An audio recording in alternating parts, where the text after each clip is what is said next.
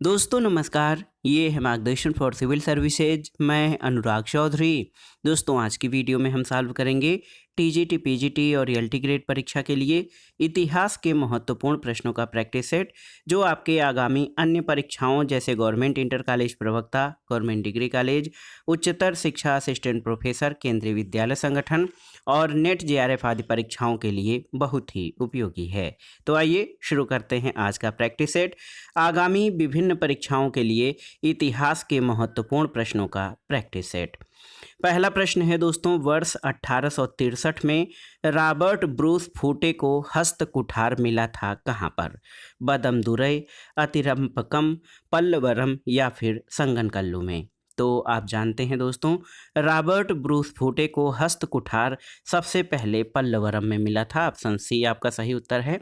दोस्तों 1863 में जियोलॉजिकल सर्वे से संबद्ध भूवैज्ञानिक रॉबर्ट ब्रूस फूटे ने भारत में पाषाणकालीन बस्तियों के अन्वेषण की शुरुआत की। इन्हें चेन्नई के निकट पल्लवरम से कुछ पाषाण निर्मित औजार हस्त कुठार प्राप्त हुआ था। अगला प्रश्न है दोस्तों, सूक्ष्माश्म मुख्यतः संबंधित हैं पूरा पाषाण युग से, मध्य पाषाण युग से, नव पाषाण युग या ताम्र पाषाण युग से? तो सही उत्तर है सूक्ष्माश्म मुख्यतः मध्य पाषाण युग से संबंधित है। ऑप्शन बी आपका सही उत्तर है। सबसे पहले 1867-68 ईस्वी में भारत में मध्य पाषाण काल के विषय में जानकारी उस समय हुई जब आर्कीबाल्ड कार्लाइल ने विंध्य क्षेत्र से शैल चित्र खोजे थे। और मध्य पाषाण काल के विशिष्ट औजार सूक्ष्म पाषाण या पत्थर के अत्यंत छोटे औजार हैं। अगला प्रश्न है दोस्तों, सिंधु घाटी की सभ्यता निम्नलिखित में से किस सभ्यता के समकालीन नहीं थी? देखिए, मिस्र, मेसोपोटामिया, चीन की सभ्यता या फिर क्रीट की सभ्यता? तो सही उत्तर है चीन की सभ्यता के समकालीन नहीं थी सिंधु घाटी सभ्यता। आप जान लीजिए, सिंधु घाटी की सभ्यता मिस्र, मेसोपोटामिया और क्रीट की सभ्यता की समकालीन थी। क्षेत्रफल की दृष्टि से ये क्षेत्र मिस्र, मेसोपोटामिया और क्रीट की अपेक्षा कहीं अधिक विस्तृत था और समकालीन विश्व की कोई अन्य सभ्यता सिंधु सभ्यता से विस्तृत नहीं थी। इसके सभी स्थलों से प्राप्त तत्वों में न केवल समता है बल्कि एक रूपता भी है। सुमेरिया या मेसोपोटामिया में सैंधव जैसी सभ्यता के बर्तन, मोहरें और चूल्हे प्राप्त हुए हैं। मिस्र में मिले आभूषण और श्रृंगार प्रसाधन सैंधव आभूषणों और श्रृंगार प्रसाधनों के समान हैं। क्रीट सभ्यता में प्राप्त चित्र भी सिंधु घाटी सभ्यता के चित्रों जैसे हैं। और आप जान लीजिए, इन प्रमाणों से ये उजागर होता है कि सिंधु सभ्यता का सुमेरिया यानी मेसोपोटामिया, मिस्र, क्रीट सभ्यता से व्यापारिक संबंध था। अगला प्रश्न है, निम्नलिखित में से किस एक शब्द में एक छोटा नियतकालीन बाजार निहित है? पट्टन, हट्टिका, नगरम या फिर मंडपिका? तो सही उत्तर है हट्टिका। दोस्तों प्राचीन भारत में हाट या बाजार शब्द का प्रचलित रूप हट्टिका था। ये बाजार के लघु रूप का सूचक है जो नियतकालीन बाजार व्यवस्था थी। इस व्यवस्था में बाजार लगने का दिन, समय और स्थान पहले से निर्धारित होता था। अगला प्रश्न है दोस्तों, भारत में दशमलव प्रणाली का प्रारंभ किया था? भरत, जयदेव, पिंगल या पुरूरवा ने? तो सही उत्तर है भरत ने। दोस्तों दशमलव प्रणाली के विकास की शुरुआत भारत में भरत के द्वारा हुई थी, आप जान लीजिए। और दशमलव प्रणाली भारत से अरब और वहां से पश्चिमी देशों तक पहुंची। गुप्त काल में भारत में शून्य का आविष्कार और दशमलव प्रणाली का विकास हुआ। आर्यभट्ट के काल में जो है, आर्यभट्ट गुप्त काल के प्रसिद्ध वैज्ञानिक थे। इन्होंने आर्यभट्टियम नामक ग्रंथ की रचना की। इस ग्रंथ में अंक गणित, दशमलव प्रणाली, बीज गणित और ज्यामिति के नवीनतम सिद्धांत हैं। अगला प्रश्न है दोस्तों, वैदिक आर्यों का मुख्य भोजन क्या था? जौ और चावल, सब्जियां और फल, दूध और डेयरी उत्पाद या फिर जौ, दूध, डेयरी उत्पाद, सब्जियां और फल? तो सही उत्तर ऑप्शन डी हो जाएगा। वैदिक आर्यों का मुख्य भोजन जौ, डेयरी उत्पाद, दूध, सब्जियां और फल थे। आर्य मांसाहारी तथा शाकाहारी दोनों प्रकार के भोजन करते थे और दूध में जौ डालकर क्षीर पकौदन तैयार किया जाता था और जौ के सत्तू को दही में डालकर करम्भ नामक भोज्य पदार्थ तैयार किया जाता था। अगले प्रश्न पर आते हैं दोस्तों। अगला प्रश्न है, वैदिक साहित्य में किसे पुरंदर के नाम से जाना जाता है? तो उत्तर है इंद्र को। ऑप्शन डी आपका सही उत्तर है। दोस्तों, वैदिक साहित्य या ऋग्वेद में इंद्र को पुरंदर के नाम से जाना जाता था। इंद्र को विश्व का स्वामी कहा गया है, जो कि मुख्यतः युद्ध का देवता था। आर्यों के मतानुसार उसी ने असुरों पर विजय दिलाई और ऋग्वेद में लगभग 1/4 सूक्त इंद्र को समर्पित थे। पुरंदर का अर्थ किलों को तोड़ने वाला होता था। इंद्र को युद्ध के देवता के रूप में जो है पूजा जाता था। अगला प्रश्न है, निम्नलिखित किस ग्रंथ में सबसे पहला विवरण अस्पृश्य पद से संबंधित उस सामाजिक समूह के अर्थ में मिलता है जिसे जन्म के आधार पर अस्थायी रूप से अछूत माने जाने की निंदा की गई थी? विष्णु धर्मसूत्र, मानव धर्मसूत्र, आपस्तम्भ धर्मसूत्र या फिर गौतम धर्मसूत्र? तो सही उत्तर है विष्णु धर्मसूत्र, ऑप्शन ए। दोस्तों, आप जान लीजिए कि विष्णु धर्मसूत्र को विष्णु स्मृति अथवा वैष्णव धर्मशास्त्र भी कहा जाता है। इसमें 100 अध्याय हैं। सबसे पहले इस ग्रंथ में अस्पृश्य शब्द का उल्लेख उस सामाजिक समूह के अर्थ में मिलता है जिसे जन्म के आधार पर अस्थायी रूप से अछूत माने जाने की आलोचना की गई है। अगले प्रश्न पर आते हैं दोस्तों। बौद्ध काल में कितने गणराज्य थे? आपको बताना है 10, 15, 20 या 5। तो सही उत्तर क्या हो जाएगा? 10 गणराज्य। आप जान लीजिए, बौद्ध काल जो कि भगवान बुद्ध के समय में गंगा घाटी में 10 गणराज्यों के अस्तित्व के प्रमाण मिलते हैं। 10 गणराज्यों में कपिलवस्तु के शाक्य, अल्पाकप के बुली, कैसपुत के कलाम, सुमसुमारगिर के भग, रामगाम के कोली, पावा के मल्ल, कुशीनारा के मल्ल, पिप्पलीवन के मोरी, वैशाली के लिच्छवी और मिथिला के विदेह शामिल हैं। और वैशाली बुद्ध काल का सबसे बड़ा और सर्वाधिक शक्तिशाली गणराज्य था। वैशाली के लिच्छवियों ने विश्व का पहला गणतंत्र स्थापित किया था। अगला प्रश्न है दोस्तों, गौतम बुद्ध कहाँ पैदा हुए थे? तो उत्तर है लुम्बिनी में। गौतम बुद्ध का जन्म आप जान लीजिए 563 BC 563 ईसा पूर्व में कपिलवस्तु के निकट लुम्बिनी नेपाल की तराई में हुआ था। उनके पिता शुद्धोधन कपिलवस्तु के शाक्यगढ़ के प्रधान थे और माता महामाया अथवा माया देवी कोलीय गणराज्य की कन्या थी। अगला प्रश्न है दोस्तों, कनिष्क बौद्ध धर्म के किस संप्रदाय का अनुयायी था? तो याद रखिएगा, महायान संप्रदाय का। कनिष्क बौद्ध धर्म के महायान संप्रदाय का अनुयायी था और बौद्ध धर्म की चतुर्थ संगीत कश्मीर में कुंडलवन में कुषाण शासक कनिष्क के राज्यकाल में आयोजित हुई थी। इसकी अध्यक्षता वसुमित्र ने की और अश्वघोष इसके उपाध्यक्ष बने थे। इसी समय बौद्ध धर्म हीनयान और महायान नामक 2 संप्रदायों में विभाजित हो गया था। अगला प्रश्न है, अनेकांतवाद किसका विशेष लक्षण है? आपको बताना है। जैन धर्म, बौद्ध धर्म, आजीवक संप्रदाय या फिर सांख्य दर्शन? तो सही उत्तर है जैन धर्म। दोस्तों, आप जान लीजिए, महावीर स्वामियों ने आत्मवादियों और नास्तिकों के एकांतिक मतों को छोड़कर मध्य का मार्ग अपनाया था, जिसे अनेकांतवाद या स्यादवाद कहा गया। इस मत के अनुसार किसी वस्तु के अनेक धर्म या पहलू होते हैं और व्यक्ति अपनी सीमित बुद्धि के माध्यम से केवल कुछ ही धर्मों को जान सकता है। पूर्ण ज्ञान तो केवलिन के लिए संभव है, इसलिए उनके मतानुसार कि सभी विचार अंशतः सत्य होते हैं। इसे ही अनेकांतवाद या स्यादवाद कहा जाता है। अगला प्रश्न है दोस्तों, कौटिल्य अर्थशास्त्र के अनुसार दीवानी न्यायालय को कहा जाता था क्या? देखिए, परिहार, धर्मस्थीय, कंटक शोधन या दंडाधिकरण? तो सही उत्तर है ऑप्शन बी, धर्मस्थीय। दोस्तों, कौटिल्य के अर्थशास्त्र के अनुसार मौर्यकालीन न्याय व्यवस्था में न्यायालय 2 प्रकार के थे। एक तो धर्म अस्थि और दूसरा कंटक शोधन। धर्म अस्थि दीवानी और कंटक शोधन फौजदारी न्यायालय था। प्रतिष्ठा फौजदारी न्यायालय का न्यायाधीश और व्यवहारिक दीवानी न्यायालय का न्यायाधीश होता था। अगला प्रश्न है दोस्तों, कौटिल्य के अनुसार कंटक शोधन क्या थी? तो सही उत्तर है, कौटिल्य के अनुसार जो कंटक शोधन था उसे फौजदारी न्यायालय कहा जाता था। तो यहाँ पर आप देखिए, ऑप्शन बी आपका सही उत्तर हो जाएगा। फौजदारी न्यायालय कौटिल्य के अनुसार कंटक शोधन होता था और बहुत ही महत्वपूर्ण है। आप जानते भी हैं कि कौटिल्य के अर्थशास्त्र के अनुसार मौर्यकालीन न्याय व्यवस्था में 2 न्यायालय थे, धर्मस्थी और कंटक शोधन। धर्मस्थी दीवानी और कंटक शोधन फौजदारी न्यायालय होता था। अगला प्रश्न है दोस्तों, सन 1750 में सबसे पहले अशोक स्तंभ का पता किसने लगाया था? तो उत्तर है टिफेंथलर ने, ऑप्शन सी। 1750 में सबसे पहले अशोक स्तंभ का पता टिफेंथलर ने लगाया था। ये अभिलेख दिल्ली मेरठ अभिलेख था। और आप जान लीजिए 1837 में जेम्स प्रिंसेप जो था 1837 में सबसे पहले अशोक के दिल्ली टोपरा अभिलेख को पढ़ने में उसने सफलता पाई थी। अगला प्रश्न है, अर्थशास्त्र कितने अधिकारों में विभक्त है? तो सही उत्तर है 15 अधिकारों में। अर्थशास्त्र में कुल 15 अधिकरण या भाग हैं, 180 प्रकरण यानी उपभाग हैं और 6000 श्लोक हैं। ये ग्रंथ अन्य पुरुष की शैली में रचित है और इसकी रचना कौटिल्य ने की थी। अगला प्रश्न है दोस्तों, गुप्त काल में भुक्ति का प्रशासक कौन होता था? देखिए, भोक्ता, उपरिक, आयुक्त या इनमें से कोई नहीं। तो सही उत्तर है उपरिक।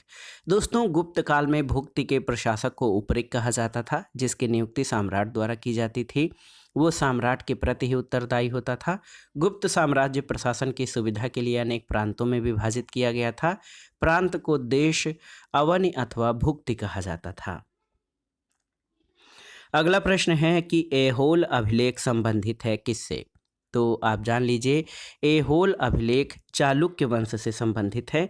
चालुक्य वंश के जो है शासक पुलकेशिन द्वितीय से संबंधित है ऐहोल अभिलेख। अगला प्रश्न है दोस्तों, गुप्तोत्तर काल में महत्वपूर्ण सामाजिक आर्थिक परिवर्तन क्या था? ऑप्शन देखिए, सामंतवाद और भूमिदान, आर्थिक सुदृढ़ता, ब्राह्मणों का महत्व और व्यापार में वृद्धि, या फिर शूद्रों का व्यापार का अधिकार।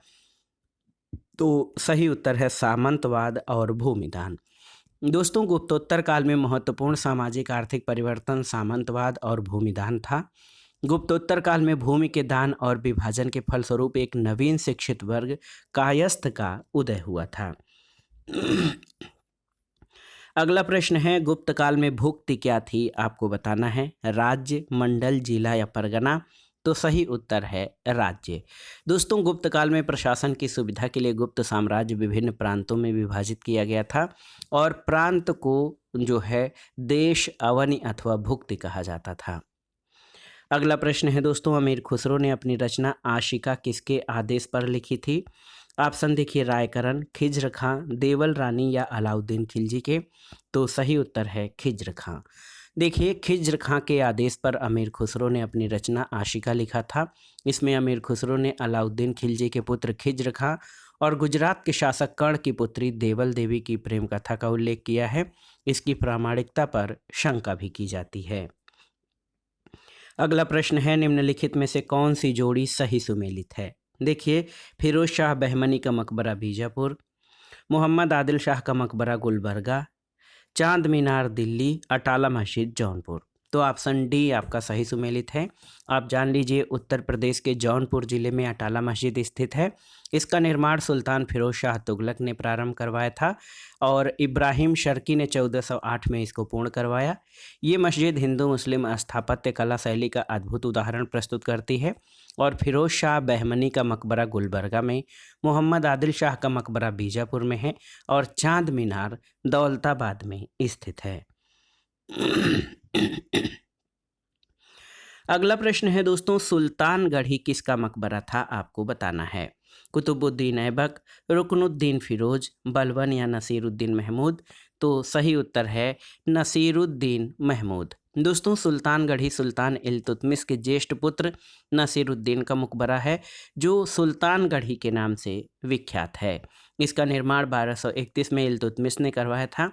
इसके स्तंभों की शैली हिंदू है और मेहराबों का प्रयोग है, जो कि मुस्लिम शैली का अंग है। अगला प्रश्न है, अमीर खुसरो बरनी से कितने वर्ष बड़े थे? 41, 32, 36 या 29। तो सही उत्तर है, अमीर खुसरो का जन्म पटियाली में उत्तर प्रदेश के कासगंज जिले में 1253 में हुआ था, जबकि जियाउद्दीन बरनी का जन्म 1285 में हुआ था। तो अमीर खुसरो जियाउद्दीन बरनी से 32 वर्ष बड़े थे।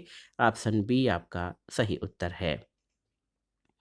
अगला प्रश्न बहुत ही महत्वपूर्ण है। किसने कहा है कि कुछ हिंदू जानते हैं इस्लाम सच्चा धर्म है, पर वे इस्लाम कबूल नहीं करते हैं?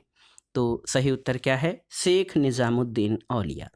दोस्तों, शेख निजामुद्दीन औलिया ने कहा था कि कुछ हिंदू जानते हैं कि इस्लाम सच्चा धर्म है, पर वे इस्लाम धर्म कबूल नहीं करते हैं। अगला प्रश्न है, निम्न में से गुलाम वंश का सुल्तान कौन नहीं था? कैकुबाद, कुतुबुद्दीन मुबारक शाह, रुकनुद्दीन फिरोज शाह या अलाउद्दीन मसूद शाह? तो सही उत्तर है कुतुबुद्दीन मुबारक शाह। दोस्तों देखिए, 1206 से 1290 तक दिल्ली सल्तनत के सुल्तान गुलाम वंश के सुल्तानों के नाम से प्रसिद्ध हुए। इसका संस्थापक कुतुबुद्दीन ऐबक था और इल्तुतमिश की मृत्यु के बाद रुकनुद्दीन फिरोज शाह 1236 ईस्वी में, अलाउद्दीन मसूद शाह 1242 से 1246 सुल्तान बने और बलवन की मृत्यु के बाद बुगरा खां का पुत्र कैकुबाद सुल्तान बना, जबकि कुतुबुद्दीन मुबारक शाह खिलजी वंश का शासक था। याद रखिएगा, कुतुबुद्दीन मुबारक शाह खिलजी वंश का शासक था, न कि गुलाम वंश का।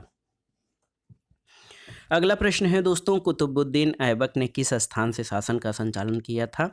लाहौर, दिल्ली, मुल्तान या अजमेर? तो सही उत्तर है लाहौर, ऑप्शन ए। दोस्तों, मोहम्मद गोरी की मृत्यु 1206 में होने के बाद लाहौर के विशिष्ट जनों और अमीरों ने कुतुबुद्दीन ऐबक को सभी शक्तियां ग्रहण करने के लिए आमंत्रित किया। उसने लाहौर जाकर सत्ता ग्रहण की और 24 जून 1206 को औपचारिक रूप से सिंहासन पर बैठा। ऐबक की राजधानी लाहौर थी और गद्दी पर बैठने के बाद ऐबक के सामने सबसे बड़ी कठिनाई गोरी के दास और उसके राज्य में उत्तराधिकारी ताजुद्दीन यल्दौज और नसीरुद्दीन कुबाचा की ओर से थी। ऐबक ने अपनी बहन का विवाह कुबाचा से कर उसे अपने पक्ष में कर लिया, लेकिन यल्दौज की ओर से खतरा बना रहा। यही कारण है कि ऐबक सदैव लाहौर में रहा, उसे दिल्ली आने का कभी मौका नहीं मिला। अगला प्रश्न है दोस्तों, झेलम नदी के तट पर महमूद गजनवी से पराजित होने वाला भारतीय राजा कौन था? ऑप्शन देखिए, विग्रहपाल, धर्मपाल, आनंदपाल या विद्याधर? तो सही उत्तर है आनंदपाल। दोस्तों, महमूद गजनवी ने 1008-9 में हिंदू शाही राज्य पर शासन किया, आक्रमण किया। इस समय पंजाब में आनंदपाल शासक था। आनंदपाल ने एक संघ बनाया जिसमें दिल्ली, ग्वालियर, अजमेर, कन्नौज और कालिंजर से सैनिक सहायता जो है वो मिली थी। और आप जान लीजिए, वहंद के पास झेलम नदी के तट पर आनंदपाल और महमूद गजनवी के बीच जो है युद्ध हुआ था और इसमें आनंदपाल पराजित हुआ था। अगला प्रश्न है दोस्तों, बहुत ही महत्वपूर्ण है, मध्यकालीन भारत से संबंधित है। किसके शासनकाल में पोर्ट्रेट चित्रकला का अत्यधिक विकास हुआ था? ऑप्शन है अकबर, जहांगीर, शाहजहां या बहादुर शाह? तो सही उत्तर है जहांगीर। जहांगीर के शासनकाल में दोस्तों पोर्ट्रेट चित्रकला का अत्यधिक विकास हुआ था।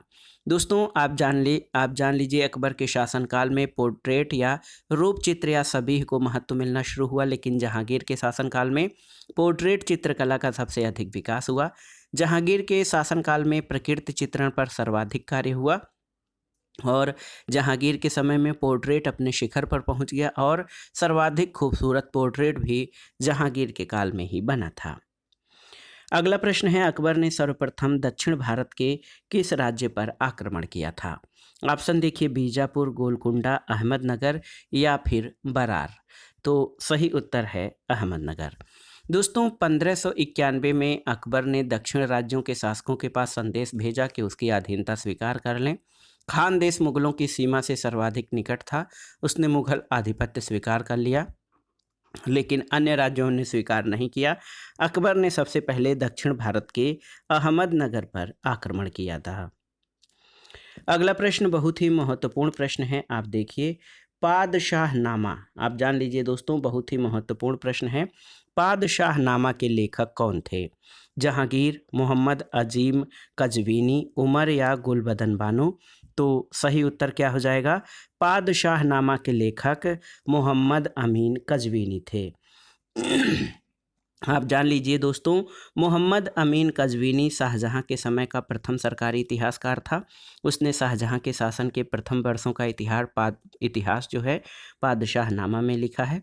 बाद में शाहजहां ने अब्दुल हमीद लाहौरी को सरकारी इतिहासकार बनाया। उसने पादशाहनामा लिखा जिसे मोहम्मद वारिस ने अंतिम रूप से पूरा किया था। तो याद कर लीजिए दोस्तों, पादशाहनामा के लेखक जो हैं वो मोहम्मद अमीन कजवीनी थे। अगले प्रश्न पर आते हैं दोस्तों। अगला प्रश्न बहुत ही महत्वपूर्ण है और आप जान लीजिए कि ये इम्पोर्टेंट प्रश्न जो है बहुत ही महत्वपूर्ण है। किरोरी शब्द किसकी प्रशासनिक व्यवस्था में राजस्व अधिकारी के लिए प्रयुक्त किया जाता था? बहुत ही महत्वपूर्ण प्रश्न है दोस्तों। आप जान लीजिए कि किरोरी शब्द किसकी प्रशासनिक व्यवस्था में राजस्व अधिकारी के लिए प्रयोग किया जाता था? ऑप्शन है आपके अलाउद्दीन खिलजी, मोहम्मद बिन तुगलक, शेर शाह या अकबर। तो सही उत्तर है अकबर की प्रशासनिक व्यवस्था में। ऑप्शन डी आपका सही उत्तर हो जाएगा। दोस्तों अकबर की प्रशासनिक व्यवस्था में किरोरी शब्द राजस्व अधिकारी के लिए प्रयुक्त किया जाता था। अगला प्रश्न बहुत ही आसान सा है। भारतीय राष्ट्रीय कांग्रेस के प्रथम अध्यक्ष कौन थे? ऑप्शन देखिए, सुरेंद्र नाथ बनर्जी, डब्ल्यू.सी. बनर्जी, महात्मा गांधी या मोतीलाल नेहरू। तो सही उत्तर है डब्ल्यू.सी. बनर्जी। दोस्तों 1885 में भारतीय राष्ट्रीय कांग्रेस के महासचिव ए.ओ. ह्यूम थे। इन्होंने ही कांग्रेस का गठन किया था और 1885 में कांग्रेस के जो पहली बैठक या पहला अधिवेशन हुआ था, डब्ल्यू.सी. बनर्जी यानी व्योमेश चंद्र बनर्जी इसके अध्यक्ष थे। अगला प्रश्न है, निम्नलिखित में से किसने भारतीय राष्ट्रीय कांग्रेस को सुरक्षा कपाट या सेफ्टी वाल्व सिद्धांत कहा था? बिपिन चंद्र पाल, लाला लाजपत राय, बाल गंगाधर तिलक या महात्मा गांधी। तो सही उत्तर है लाला लाजपत राय। दोस्तों लाला लाजपत राय ने यंग इंडिया के अपने लेख 1916 में भारतीय राष्ट्रीय कांग्रेस संबंधी सेफ्टी वाल्व थ्योरी को प्रकाशित किया। लाला लाजपत राय के मतानुसार ये संस्था इसलिए बनी कि वह एक अंग्रेज राज्य की रक्षा के लिए सेफ्टी वाल्व के रूप में कार्य कर सके। इसका प्रमुख उद्देश्य साम्राज्य की रक्षा नहीं बल्कि उसे सुदृढ़ करना था। राजनैतिक शिकायतों को दूर करना तो एक गौण उत्पाद भर था। अगला प्रश्न है दोस्तों, poverty and un British rule in India नामक पुस्तक के लेखक कौन थे? तो सही उत्तर है दादा भाई नौरोजी। 1865 में दादा भाई नौरोजी ने डब्ल्यू.सी. बनर्जी ने मिलकर लंदन इंडिया सोसाइटी का गठन किया, जिसका कार्य भारत के दुख दर्द का प्रचार करना था। 1892 में लिबरल पार्टी के टिकट पर ब्रिटिश हाउस ऑफ कॉमन्स के लिए चुने जाने वाले वो प्रथम भारतीय थे। उन्होंने अपने निबंध poverty and un British rule in India में स्पष्ट रूप से ब्रिटिश शासन के समय भारत की आर्थिक दुराव्यवस्था पर प्रकाश डाला और धन के बहिर्गमन अथवा धन के निकास सिद्धांत का सबसे पहले प्रतिपादन किया। अगला प्रश्न है दोस्तों, सूर्यास्त कानून ब्रिटिश सरकार की किस भू राजस्व व्यवस्था से संबंधित था? तो उत्तर है अस्थाई बंदोबस्त। सूर्यास्त कानून ब्रिटिश सरकार के अस्थाई बंदोबस्त भू राजस्व व्यवस्था से संबंधित था और इस व्यवस्था को 1790 में लॉर्ड कॉर्नवालिस ने 10 वर्ष के लिए लागू किया था। 1793 में इसे अस्थायी कर दिया गया और इसके तहत एक निश्चित तिथि तक सूर्य के डूबने से पूर्व सरकारी खजाने में जमींदारों को धन जमा करना पड़ता था, अन्यथा भूमि का मालिकाना हक छीन लिया जाता था। अगला प्रश्न है, औरंगजेब द्वारा किस अंतिम दक्कनी राज्य को मुगल साम्राज्य में शामिल किया गया था? ऑप्शन देखिए, बीजापुर, अहमदनगर, गोलकुंडा या फिर बरार। तो सही उत्तर है गोलकुंडा। दोस्तों 1652 में जब औरंगजेब दूसरी बार दक्षिण का सूबेदार नियुक्त हुआ तो उसने गोलकुंडा और बीजापुर के विरुद्ध आक्रामक नीति अपनाई। संभवतः उसने इन दोनों राज्यों को विध्वंस भी कर दिया होता, किंतु दारा शिकोह के परामर्श पर शाहजहां द्वारा भेजे गए आदेश के अनुसार 1656 में गोलकुंडा और 1657 में बीजापुर के विरुद्ध युद्ध स्थगित कर उसे संधि करनी पड़ी। बादशाह बनने के बाद उसने गोलकुंडा को 1687 में और बीजापुर को 1686 में आधिपत्य किया था। अगला प्रश्न आसान सा प्रश्न है, दिल्ली के लाल किला का निर्माण किसने करवाया था? तो सही उत्तर है शाहजहां ने। और आप जान लीजिए दोस्तों, दिल्ली के लाल किला का निर्माण शाहजहां के द्वारा करवाया गया था। अकबर के फतेहपुर सीकरी की तरह शाहजहां ने दिल्ली में अपने नाम पर 1648 में शाहजहानाबाद नामक एक नगर की स्थापना की। वहाँ पर अनेक सुंदर और वैभवपूर्ण भवनों का निर्माण करा के उसे सुसज्जित करने का प्रयत्न किया और शाहजहानाबाद के भवनों में लाल किला प्रमुख है। ये चतुर्भुज आकार का किला लाल बलुआ पत्थर से निर्मित होने के कारण लाल किला के नाम से प्रसिद्ध है और ये सुंदरता और शोभा में विलक्षण है। अगला प्रश्न है दोस्तों, शेख सलीम चिश्ती की दरगाह कहाँ पर स्थित है? आपको बताना है।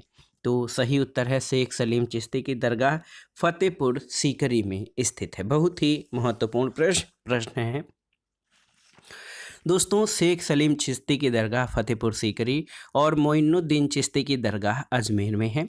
अकबर द्वारा फतेहपुर सीकरी में अनेक इमारतों का निर्माण करवाया गया। इन इमारतों में दीवाने खास, पंचमहल, दीवाने आम, खास महल, तुर्की सुल्ताना की कोठी, जोधाबाई का महल, हवा महल, मरियम की कोठी और बीरबल की कोठी आदि शामिल हैं।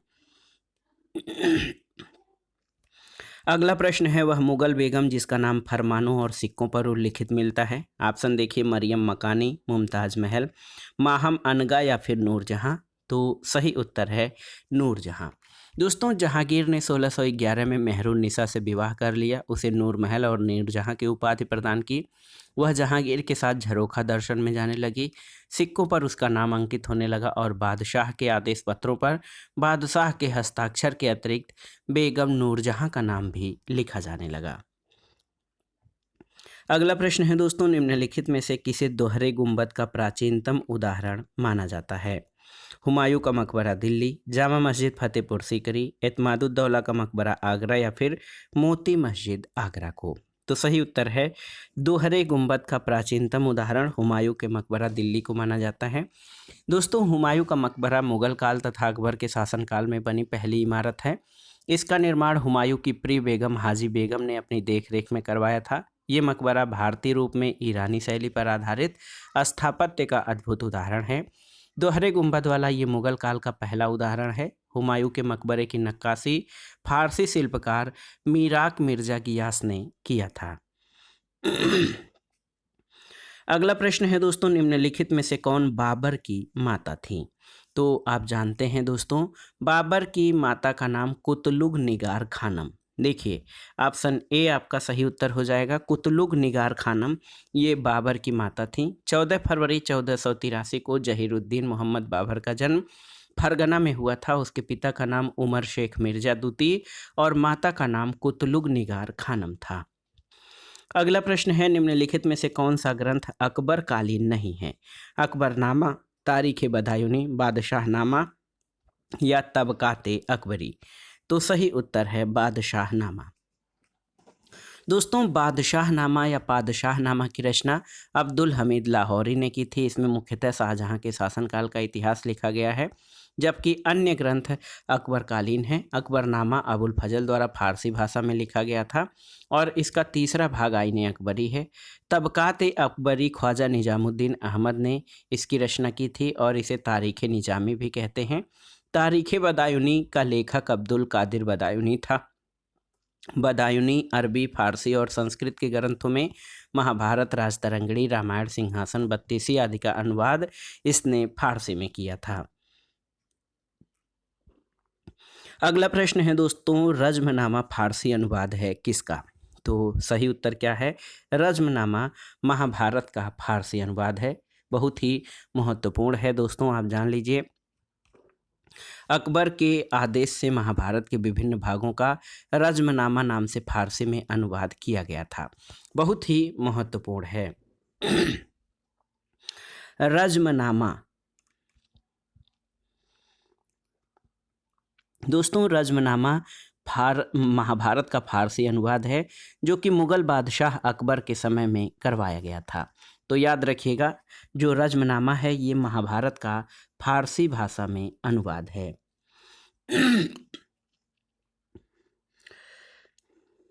अगले प्रश्न पर आते हैं दोस्तों। अगला प्रश्न बहुत ही महत्वपूर्ण है। इसमें आप देखिए, अखिल भारतीय हिंदू महासभा का प्रथम अधिवेशन कब हुआ था? आपको बताना है अखिल भारतीय हिंदू महासभा का पहला अधिवेशन कब हुआ था? तो सही उत्तर है अप्रैल 1915 में। दोस्तों, अप्रैल 1915 में अखिल भारतीय हिंदू महासभा का पहला अधिवेशन हुआ था और ये एक हिंदू राष्ट्रवादी संगठन है। अगला प्रश्न है, निम्नलिखित में से कौन काकोरी षड्यंत्र में संलिप्त नहीं था? रामप्रसाद बिस्मिल, रोशन सिंह, सूर्य सेन और अशफाक उल्ला खां। तो सही उत्तर क्या हो जाएगा? सही उत्तर है आपका सूर्य सेन। दोस्तों, आप जान लीजिए, सूर्य सेन की जो इंडियन रिपब्लिक आर्मी थी, इसने बंगाल के चटगांव आर्मरी रेड में अप्रैल 1930 में भाग लिया। इसमें प्रीति लता वाडेकर और कल्पना दत्ता जैसी नवयुवतियों ने भाग लिया। सूर्यसेन काकोरी षड्यंत्र में शामिल नहीं थे। अगला प्रश्न है दोस्तों, अंग्रेजों द्वारा भारत से धन निष्कासन के विचार की व्याख्या किसने की? राजा राम मोहन राय, महादेव गोविंद रानडे, दादा भाई नौरोजी या सर सैयद अहमद खां? तो सही उत्तर है दादा भाई नौरोजी ने। दोस्तों आप जान लीजिए कि बहिर्गमन की राष्ट्रवादी परिभाषा का तात्पर्य भारत से धन संपत्ति और माल का इंग्लैंड की ओर प्रवाह था, जिसके बदले में भारत को इसके समतुल्य कोई भी आर्थिक, वाणिज्यिक या भौतिक लाभ नहीं होता था। दोस्तों आप जान लीजिए दादा भाई नौरोजी धन बहिर्गमन के सिद्धांत के पहले और सर्वाधिक प्रखर प्रतिपादक थे। उन्होंने अपने लेखों इंग्लैंड डेप्ट to India, poverty and un British rule in India, the wants and means of India और on the commerce of India के माध्यम से अपने अपवाह सिद्धांत या ड्रेन थियरी का प्रतिपादन किया था। अगला प्रश्न है दोस्तों, बंगाल का प्रथम गवर्नर जनरल कौन था? तो सही उत्तर क्या हो जाएगा? Warren Hastings, option A. दोस्तों वारेन हेस्टिंग्स बंगाल का प्रथम गवर्नर जनरल था। 1773 के रेगुलेटिंग एक्ट के तहत प्रशासनिक सुधार के अंतर्गत हेस्टिंग्स ने सबसे पहले 1772 में कोर्ट ऑफ डायरेक्टर के आदेशानुसार बंगाल में द्वैध शासन की समाप्ति की घोषणा की और सरकारी खजाने का स्थानांतरण मुर्शिदाबाद से कलकत्ता कर दिया था। वारेन हेस्टिंग्स के मतानुसार संपूर्ण भूमि शासक की है और राजस्व सुधारों को व्यवस्थित करने के लिए उसने परीक्षण और अशुद्धि के नियम को अपनाया था। अगला प्रश्न है दोस्तों, राजा राम मोहन राय ने अपने शैक्षिक कार्य किसके साथ मिलकर किए थे? ऑप्शन है Henry Vivian Derozio, Dwarkanath Tagore, William Carey या डेविड हेयर? तो सही उत्तर है डेविड हेयर। दोस्तों आप जान लीजिए 1817 में राजा राम मोहन राय ने डेविड हेयर के सहयोग से कलकत्ता में हिंदू कॉलेज की स्थापना की। उन्होंने आधुनिक शिक्षा पर बल दिया और सती प्रथा का विरोध किया। हिंदू धर्म में सुधार के लिए 1828 में ब्रह्म समाज की स्थापना की थी। अगला प्रश्न है दोस्तों, आधुनिक भारतीय न्याय व्यवस्था का जन्मदाता किसे माना जाता है? तो उत्तर है कार्नवालिस को। दोस्तों बहुत ही महत्वपूर्ण प्रश्न है, आप जान लीजिए कार्नवालिस को दोस्तों आधुनिक भारतीय न्याय व्यवस्था का जन्मदाता माना जाता है और लॉर्ड कार्नवालिस ने अपने न्यायिक सुधारों को 1793 के तहत अंतिम रूप देकर उन्हें कार्नवालिस कोड के रूप में प्रस्तुत किया और ये सुधार प्रसिद्ध सिद्धांत शक्तियों के पृथक्करण पर आधारित था। उसने कर तथा न्याय प्रशासन को पृथक किया। कलेक्टर की न्यायिक और फौजदारी शक्तियां ले ली गईं और उसके पास केवल कर संग्रह संबंधी शक्तियां रह गईं। जिला दीवानी न्यायालयों में कार्य करने के लिए नए अधिकारियों की एक श्रेणी बनाई गई और जिला न्यायाधीश को फौजदारी और पुलिस के कार्य भी दिए गए थे। अगला प्रश्न है दोस्तों, निम्न में से कौन सा आर्थिक निष्कासन के विषय में सत्य नहीं है? पहला है आर्थिक निष्कासन का अर्थ भारतीय संपदा का इंग्लैंड को हस्तांतरण है, ये आपका सही है। अब देखिए पहला है आर्थिक निष्कासन का अर्थ भारतीय संपदा का इंग्लैंड को हस्तांतरण, सही है। पूंजी का निष्कासन भारत में कार्यरत नागरिक तथा सैनिक अधिकारियों के वेतन तथा पेंशन के रूप में होता था, सही है। दादा भाई नौरोजी ने आर्थिक निष्कासन के सिद्धांत को ब्रिटिश संसद में प्रस्तुत किया था, ये सही नहीं है। और आर्थिक निष्कासन सिद्धांत ने भारत में औपनिवेशिक शोषण का खुलासा किया। तो सही उत्तर है ऑप्शन सी आपका जो है गलत है। धन के बहिर्गमन सिद्धांत का प्रतिपादन दादा भाई नौरोजी ने अपनी पुस्तक इंग्लैंड डेप्ट to India, poverty and British rule in India आदि के माध्यम से किया था। इस सिद्धांत का प्रतिपादन उन्होंने ब्रिटिश संसद में नहीं किया था। अगला प्रश्न है, समाज के चतुर्विध वर्गीकरण का विचार प्राप्त नहीं होता है। महाभारत के शांति पर्व में, विष्णु पुराण में, ऋग्वेद के पुरुष सूक्त में या ऋग्वेद के नासदीय सूक्त में? तो सही उत्तर है ऋग्वेद के नारदीय सूत्र में दोस्तों समाज के चतुर्विध वर्गीकरण का विचार प्राप्त नहीं होता है। और आप जान लीजिए ऋग्वेद के 10वें मंडल में पुरुष सूक्त में विराट पुरुष के विभिन्न अंगों से 4 वर्णों की उत्पत्ति बताई गई है। समाज के चतुर्विध वर्गीकरण का विचार महाभारत के शांति पर्व और विष्णु पुराण में भी मिलता है। ऐतरेय ब्राह्मण में 4 वर्णों के कर्तव्यों का उल्लेख है और ऋग्वेद के नासदीय सूत्र में समाज के चतुर्विध वर्गीकरण का विचार प्राप्त नहीं होता है। अगला प्रश्न है, प्राचीन भारतीय प्रशासनिक व्यवस्था में कंचुकी नामक पद का प्रयोग होता था किसके लिए? राजवैद्य के लिए, अंतःपुर के प्रभारी के लिए, अंगरक्षक दल के प्रमुख के लिए या राजकवि के लिए? तो सही उत्तर है अंतःपुर के प्रभारी के लिए कंचुकी पद का प्रयोग किया जाता है और हर्षकालीन प्रशासन में कंचुकी का उल्लेख हुआ है। और गुप्त काल में प्रतिहार और महाप्रतिहार सम्राट के अंतःपुर और प्रमुख राजमहल के रक्षकों की के रूप में थे। और मौर्य काल में व्यवहारिक राजमहलों की देखभाल करने वाला प्रधान अधिकारी होता था। अगला प्रश्न है, निम्नलिखित में से कौन सा ग्रंथ खगोलीय प्रणाली पर आधारित एक लेख है? गणित सार संग्रह, अष्टांग हृदय, नाम लिंगानुशासन या पंच सिद्धांतिका? तो सही उत्तर है पंच सिद्धांतिका। दोस्तों, पंच सिद्धांतिका भारत के प्राचीन खगोल शास्त्री और ज्योतिषाचार्य बारहमिहिर का ग्रंथ है, जिसकी रचना चंद्रगुप्त द्वितीय विक्रमादित्य के काल में हुई। और ये ग्रंथ खगोल शास्त्र पर आधारित है। इसमें ग्रह और नक्षत्रों के साथ समय और स्थिति की जानकारी प्राप्त की जा सकती है। इसके साथ ही इसमें त्रिकोणमिति के प्रमुख सूत्रों का संकलन है। अगला प्रश्न आधुनिक भारत के इतिहास से संबंधित है कि भारत में प्रथम आम चुनाव कब हुए थे? तो सही उत्तर है भारत में प्रथम आम चुनाव 1951 में हुए थे। 25 अक्टूबर 1951 से 21 फरवरी 1952 तक भारत के पहले आम चुनाव संपन्न हुए और ये चुनाव 489 सीटों के लिए हुआ था। प्रथम लोकसभा का प्रथम अधिवेशन 13 मई 1952 को हुआ था। अगला प्रश्न है, निम्नलिखित में से किस शब्द में जाति की सीमाओं के बाहर के लोगों का निवास स्थान निहित है? देखिए, चेरी, पल्ली, पट्टी या पुम? तो सही उत्तर है चेरी। दोस्तों, चेरी शब्द में जाति की सीमाओं के बाहर के लोगों का निवास रहता है, जिसमें वे अपना स्वच्छंद जीवन यापन करते हैं।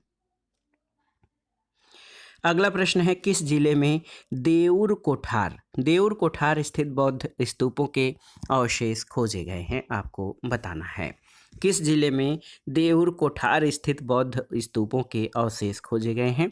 तो सही उत्तर क्या हो जाएगा? रीवा। दोस्तों, आप जान लीजिए, मध्य प्रदेश के रीवा जिले में स्थित देऊर कोठार से ईंट निर्मित 3 बड़े बौद्ध स्तूप और 86 विभिन्न पत्थरों से बने छोटे छोटे स्तूप प्राप्त हुए हैं। इन्हें अशोककालीन माना जाता है। स्तूपों के अतिरिक्त देऊर कोठार से 5000 वर्ष पुरानी चट्टानी गुफाएं भी प्राप्त हुई हैं। अगला प्रश्न है दोस्तों, तिब्बत में बौद्ध धर्म के प्रचार प्रसार का श्रेय किस विश्वविद्यालय को दिया जाता है? विक्रमशिला, नालंदा, जगदल या ये सभी? तो सही उत्तर है ये सभी। दोस्तों, विक्रमशिला, नालंदा और जगदल प्रमुख बौद्ध विश्वविद्यालय थे, जिन्होंने तिब्बत सहित अनेक क्षेत्रों में बौद्ध धर्म के प्रचार प्रसार में महत्वपूर्ण योगदान दिया। नालंदा विश्वविद्यालय बिहार में है। इसके संस्थापक कुमारगुप्त प्रथम थे। विक्रमशिला विश्वविद्यालय बिहार में है। इसके संस्थापक पाल शासक धर्मपाल थे। अगला प्रश्न है दोस्तों, वर्ल्ड हिस्ट्री से द्वितीय बाल्कन युद्ध कब हुआ था? तो सही उत्तर है द्वितीय बाल्कन युद्ध 29 जून 1913 में हुआ था। 29 जून 1913 में बुल्गारिया ने सर्बिया के विरुद्ध युद्ध छेड़ दिया और इस युद्ध को द्वितीय बाल्कन युद्ध की संज्ञा दी जाती है। इस युद्ध में यूनान, रोमानिया और मोंटेनिग्रो ने बुल्गारिया के विरुद्ध सर्बिया का साथ दिया था। अगला प्रश्न है दोस्तों, पूरण चंद जोशी उत्तराखंड से वामपंथी नेता बाद में निम्नलिखित में से किस राजनीतिक दल के महासचिव बने थे?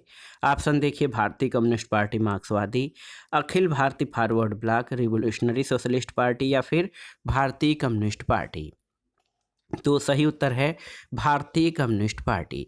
दोस्तों, पूरण चंद जोशी भारत के कम्युनिस्ट आंदोलन के प्रभावशाली नेताओं में एक थे।